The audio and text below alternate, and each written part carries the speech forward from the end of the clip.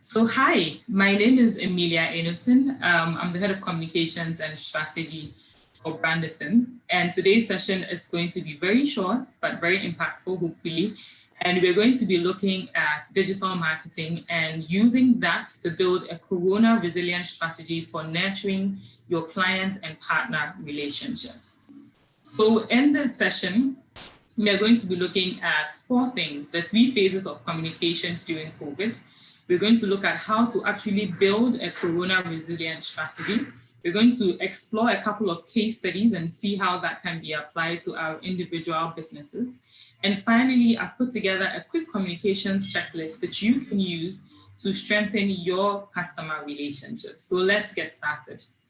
Quick introduction. So like I said, I'm Emilia. I'm a chartered marketer and head of communications and strategy at Brandison. Brandison is a boutique communication firm that helps businesses align their objectives with creative expression. We do this through marketing, advertising, creative design, etc. So let's jump right in. So we conducted a survey when we had the first case of COVID in the country, right up until the end of the lockdown. So based on this survey, we wanted to explore what are the phases of communications that most businesses went through during the COVID and how did they deal with the crisis in terms of their communications with their customers. So this was phase one. Phase one was talking, it was basically an information type communications where we had a lot of brands telling their customers, be safe, wear a mask, let's fight COVID together, right? And the main message here was, we care about you, we want you to be safe. COVID is a little scary, but we as a business are here for you. Then we had phase two, and phase two basically was where businesses now started informing their clients about the changes that were going to happen because of COVID. So for example, some travel insurance companies said, travel insurance has been cancelled until further notice. So the key message here was, our services are changing because of COVID, and please take note of these changes. So again, phase two saw a lot of informational posts, newsletters, emails going out and telling customers what was happening because of COVID. Now, phase three was very interesting because in phase three, we saw a complete blackout. So we realized that about 80% of companies went completely blank. So we didn't see any adverts, we didn't see any communications.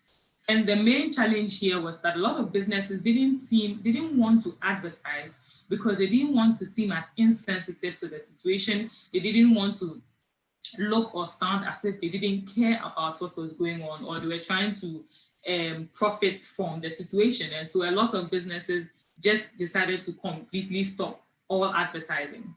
Now, while they are stopping advertising, they couldn't continue to tell businesses to wear masks. Their daily social media posts couldn't say wear a mask, right? So they just did a blackout where they just stopped communicating for a while. And then the lockdown ban was lifted, and then it jumped from a blackout to business as usual. So then it became, our shops are open, we are finally operational. Now, the reality is there's some benefits to using this strategy and there aren't. We are going to look at this in a minute. So how do we actually use digital marketing to nurture clients and partner relationships? The first thing is to just have a crisis digital communications plan. Here's the reality. Within the past 2 or 3 years, outside of COVID, there have been other major situations and other major crises that have happened that have required a lot of businesses to engage in crisis communications. But the reality is that panic reactions can kill your business, because when something happens and there's not a clear path of communications, there's not a clear channel of communications for a business, then panic reactions start happening, where I'll give you an example. So I bought travel insurance earlier in the year for a trip that I was supposed to make for work. And then when the pandemic hit, I saw a social media ad. It was an advert. It wasn't a social media post on their actual social media page. It was just an ad that said that travel insurance had been cancelled for the unforeseeable future. Now, if you were me, so say, for example, you've ordered an iPhone, and then the iPhone is supposed to come in June, and then you see a sponsored ad saying that, oh, well, because of COVID, you are not going to get your iPhone. All shipments have been stored until the unforeseeable future. How would you feel about that? Now, we all understood that Corona had affected the business in such a way that they probably couldn't ship the phones. But how would you feel to just see this as a sponsored ad without receiving actual communication? Does that mean that you're going to receive it at a later date? Are you going to get a refund? Can the money that you paid go toward another product? What is the next step after you're telling me that I'm not going to get my service delivered?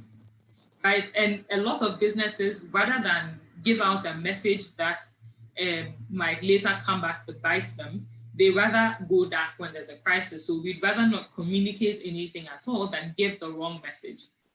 And that is also not the right way to go. And the best way to deal with this is very simply to have a crisis digital communications plan where you have laid out, if such and such situation were to happen, this is what we want to do. And it's not enough to simply have a plan that says we are going to send out a press release.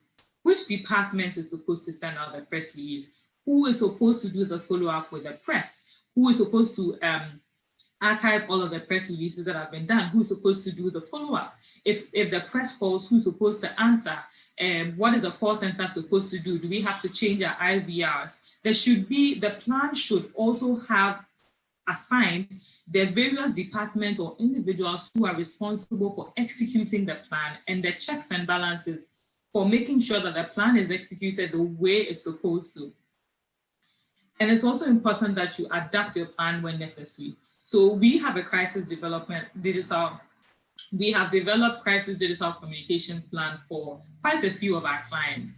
But when COVID hit, we had to make adaptations to those plans because the nature of COVID was not one that we could anticipate. And so in many ways, we had to make a lot of adjustments to make sure that the communications was right and was not going to aggravate our clients.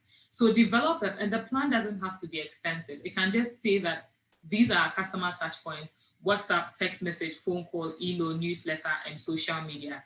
And we are going to use all of these channels to communicate with them in so and so ways, and 3 times a week over the period of so and so until such a crisis is resolved. It doesn't have to be complicated. It doesn't have to be complex. It just has to be practical and be easy to execute it. And you just have to make sure that your entire team knows what they are supposed to do. All right. Now, step 2 is beware of the changes in customer behavior during and post-COVID. So most customers have changed and adapted after COVID came into the country. Right. So, for example, did you see a rise in online purchases during COVID? And if you saw an increase in online purchases, what is your online platform looking like? Can it handle the increase in traffic? Is it when people place orders? What is your turnaround time? How much time does it take to deliver the service? Because all of these things are going to affect your customer relationships. If you tell customers that because of COVID, they should order their services online, and then they are ordering their services online and they can't reach you. They're ordering their services online and it's taking 3 months for them to get their product. You're not going to be doing yourself any good, and you're going to end up losing your customers. So be aware of the changes in customer behavior during COVID and make the necessary adjustments to meet them at the point they are currently at. So, for example, did you see an increase in following on your social media page because a lot more customers wanted to know what was going on with the service delivery during COVID? Now that you have seen an increase in following on social media, how are you going to use social media to feed into your sales pipeline? How are you going to communicate with maybe your social media page was functional, you posted Merry Christmas and Happy New Year, but you weren't actively using it to communicate with clients because you thought they were not following your page or they didn't care what you posted. And now you've realized that because of COVID, your customers are following you on social media because they want to be up to date with the changes. So how are you making adaptations within your organization to meet them at this new communication channel that they are using to communicate with you? So it's very important that you notice these changes and actually do something about it. Don't just write a report about customer changes, but actually make an effort to meet them and make the necessary changes within the company to accommodate these changes. Now, number 3 basically says evolve your products and services, because being ahead of the curve is no longer a unique selling proposition. It's now a basic requirement, because each industry, each type of business now has numerous competitors, and it only takes you a year or less to launch a new business. And you have 10,000 competitors all around the world trying to replicate what you are doing in one way or another. So build technology into your business model, because now COVID has forced a lot of people who were initially laggards, right? So you know that your early adopters are the ones who are using an app if you have it. But now a large chunk of your customer base may actually be looking to how can they use technology to access your service. So you are going to have to evolve your products and services to meet them at this point as their needs are changing. And evolving your products and services doesn't have to be a big dramatic change. It can just mean that whereas formerly you were barely checking your email addresses, now people are sending a lot more emails because they can't just walk into your building, because maybe you've restricted the number of walk-ins you can have. So now you have to check your emails more often. You have to check your WhatsApp messages and your instant messaging on your social media more often, because the nature of interactions between you and your customers are evolving, if that makes sense. We'll go to the Q&A and I can answer any questions you have after this. So the next thing is to be open to short-term adaptations. Now, we've had a lot of customers that we are doing work for in helping to adjust their communication strategy to COVID.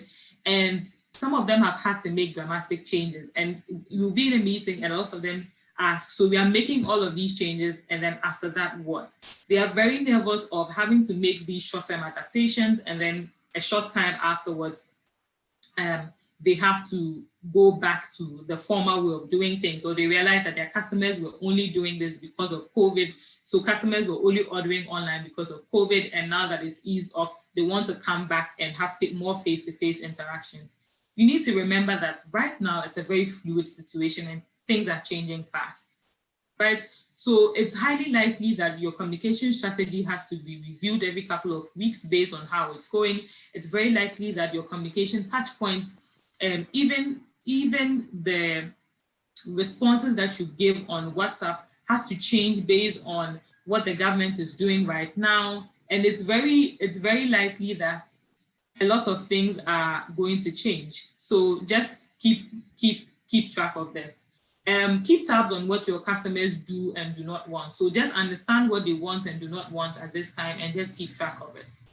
So let's move on now to our next slide. A couple of case studies. So the first one is KFC. So KFC actually paused their finger licking ads when the COVID struck, because really, who wants to tell their customers to be licking your fingers in the middle of COVID, right? And KFC is one of the biggest advertisers in the UK, and they had to pause all of their ads. And finger licking this campaign goes back to the 1950s. So they've been running this ad for almost 80 plus years, and they had to pause it because of what was happening in COVID. So don't feel too bad if you're having to change your entire strategy because of COVID. It's necessary to keep your customer relationships. Now let's look at this very interesting one. Bear Dogs came under tremendous heat because of this ad. And it basically said, think the world is going to end. Who cares? These shorts have like 4 pockets. And they came under a lot of fire because people thought they were not taking COVID seriously. They were making fun of a really serious situation. And they really struggled after this ad came out. Some people with a sense of humor thought it was funny and cute and witty to use COVID in an interesting way, but a lot of people really took offense with this particular ad, and it didn't go down well. So you want to be very careful of how you are communicating during this period. So this communications checklist will hopefully help you to communicate better during this period to strengthen your relationships with your customers and clients, so that you don't offend anyone during this period with your communications. So let's look at a few of them. The first one is there a risk that your brand may come across as profiteering or opportunistic? So if we look at this ad, for example, think the world is going to end, who cares? Yes, it's funny in some ways, but in 90%, with 90% of their customers, they were very offended and took this to the streets because of this ad, because they came across as profiteering and opportunistic. So you want to make sure that when you are communicating with the clients during this time, read through the communications very clearly and ask yourself, is this communications painting your brand image? Does the content make assumptions about my audience's current lifestyle situation or access to resources?